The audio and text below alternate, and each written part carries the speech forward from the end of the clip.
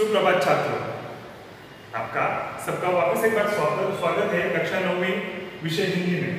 आज हम लोग एक कविता देखने वाले हैं। कवि काफी पुराने हैं लेकिन आज भी उनकी कविताएं सौंदर्य प्रदान करती है। यानी देह से हमारे साथ न होते हुए भी अपने विचारों से अपने साथ है, ऐसे कवि है अमीर खुसरो जी। तो अमीर खुसरो जी की एक सुंदर कविता हम लोग यहाँ पे देखने वाले हैं, वो है पाठ क्रमांक 6 ए सखी। पाठ आगे बढ़ाने से पहले या कविता देखने से पहले हम लोग अमीर खुसरो जी के बारे में कुछ अधिक जानकारी देखेंगे। अमीर खुसरो जी जन्म 1253 पटियाली एटा उत्तर प्रदेश, मृत्यु 1325। काफी पुराने कवि हैं। परिचय अबुल हसन यमीनुद्दीन खुसरो, जनसाधारण में अमीर खुसरो नाम से प्रसिद्ध है। जनसाधारण में वो अमीर खुसरो नाम से प्रसिद्ध है। वे पहले व्यक्ति थे जिन्होंने हिंदी, हिंदवी और फारसी में एक साथ लिखा। अमीर खुसरो अपनी पहेलियों और मुकरियों के लिए जाने जाते हैं। अमीर खुसरो जी किसके लिए जाने जाते हैं? पहेलियों और मुकरियों के लिए जाने जाते हैं। अभी हमारे समूह को क्या रखने वाले हैं हम लोग आगे देखेंगे। उनकी प्रमुख कृतियां तुहफा तुससिगर, वसुहत हयात, गुर्रातुल कामा, ने हयातुल कमाल, दोहे, घरेलू नुस्खे, कह मुकरिया, दुसुख ने, ढकोसले, अनमेलिया, नडमासिया आदि, ये उनकी प्रमुख कृतियां हैं।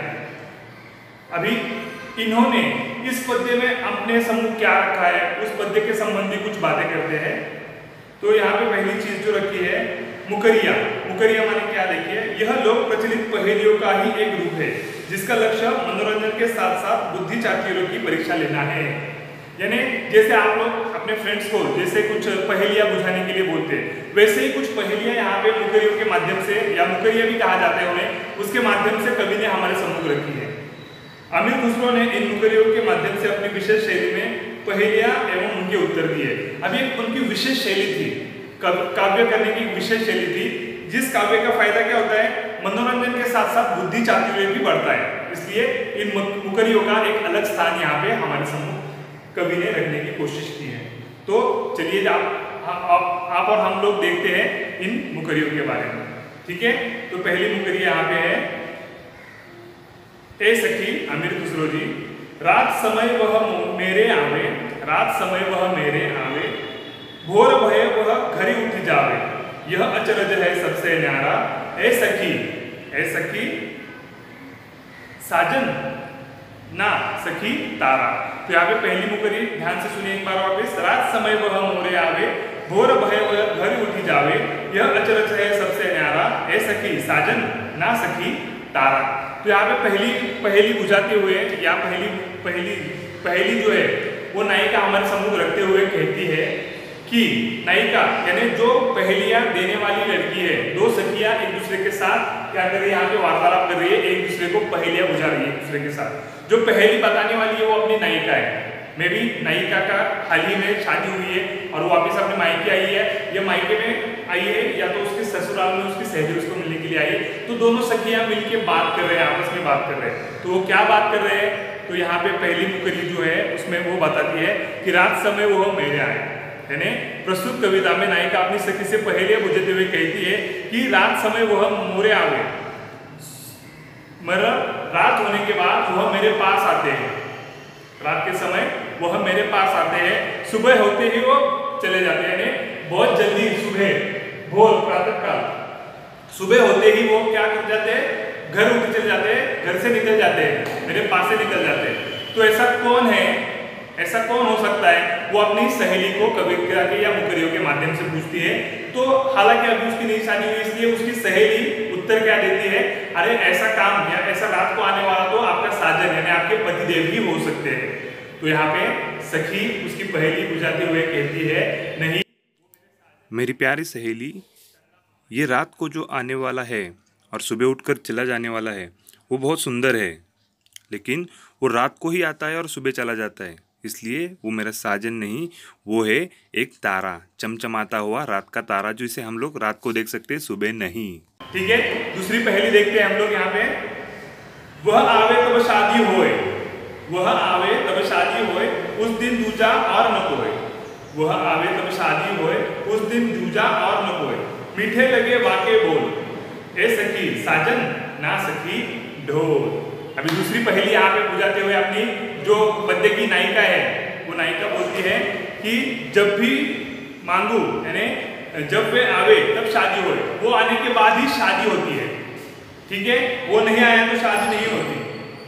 उस दिन दूजा कोई और नहीं आता है, उस दिन दूजा और कोई नहीं आता है, वह आने के बाद ही शादी होती है। ठीक है, मीठे लगे वाक्य बोल, और उसके बोल बहुत मीठे लगते हैं, सुनने में बहुत अच्छे लगते हैं। तो ऐसा कौन है? तो अर्थात उसकी सहेली वापस उसको ऐसे पहेलियों में उलझाती है तो उसे क्या लगता है कि मीठे बोल बोलने वाला उसके सिवा शादी नहीं होती, मतलब वो दूल्हा या आपके पतिदेव ही होंगे।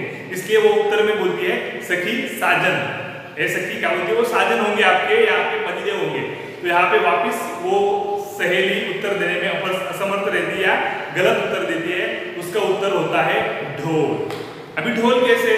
पुराने जमाने में, अभी जिस वक्त अमीर खुसरो जी ने ये काव्य लिखा था उस जमाने में ढोल बजने के बाद ही पता चलता था कि शादी हो रही है।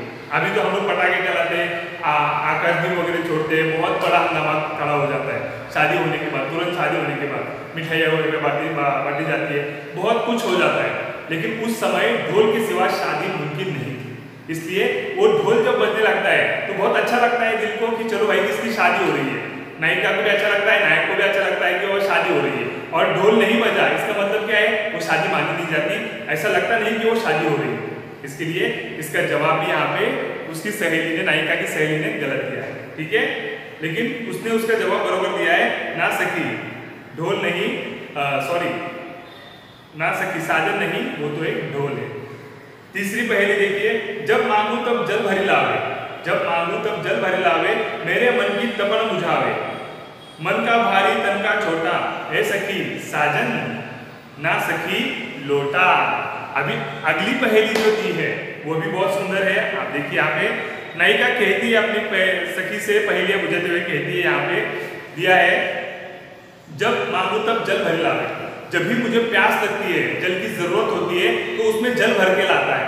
ठीक है, मेरे मन की तपन बुझावे, यानी मेरे मन की जो तपन है, प्यास है जो मेरी, वो बुझाने का काम ये करता है। ठीक है, मन का भारी तन का छोटा, मन का भारी यानी वजन का भारी है लेकिन तन का बहुत छोटा है, ऐसा कौन है? अभी अपने नायिका की तपन बुझाता है, प्यास इतना ख्याल रखने वाला और कौन हो सकता है? यानी जिंदगी भर वो पानी पिलाता रहता है लेकिन पानी खत्म नहीं होता, पानी खत्म हो जाता है लेकिन वो अपना काम छोड़ता नहीं है, ऐसा कौन है? ऐसा होता है लोटा। तो हमेशा की तरह अपनी जो सहेली है नायिका की, वो हमेशा की तरह ऐसा बोलती है कि इतना ख्याल रखने वाला, मन की तपन बुझाने वाला तो आपका साजन ही होगा। इसलिए वो ईर्ष्यावश उत्तर देती है कि चलो ये तो आपका साजन ही होगा, लेकिन यहाँ पे भी अपनी नायिका बोलती है साजन नहीं, वो है एक लोटा। अभी आप देखिए, लोटा अपनी प्यास बुझाता है कि नहीं? दिया है आपने को लोटा प्यास बुझाता है। वो क्या होता है? जब मांगे, जब भी हमको चाहिए तो पानी भर के ला सकते हैं, लोटे से ही हम लोग पानी पीते हैं। हम लोग ऐसा नहीं बोलते पानी नहीं प्यास बुझाएगी, ये किसी आदमी ने, लोटे नहीं, लोटा आता है उसमें पानी आता है, वो प्यास बुझाता है। ऐसा यहाँ पे सहेली अपनी नायिका अपनी सहेली को बता रही है। आगे की पहेली देखिए, बेर बेर सोवत ही जगावे, ना जागू तो कांटे खावे, व्याकुल हुई में हकी बकी ए सखी साजन नहीं सखी मक्खी, ना सखी मक्खी। अभी यहाँ पे और आगे नई पहेली कहते हुए सखी कहती है,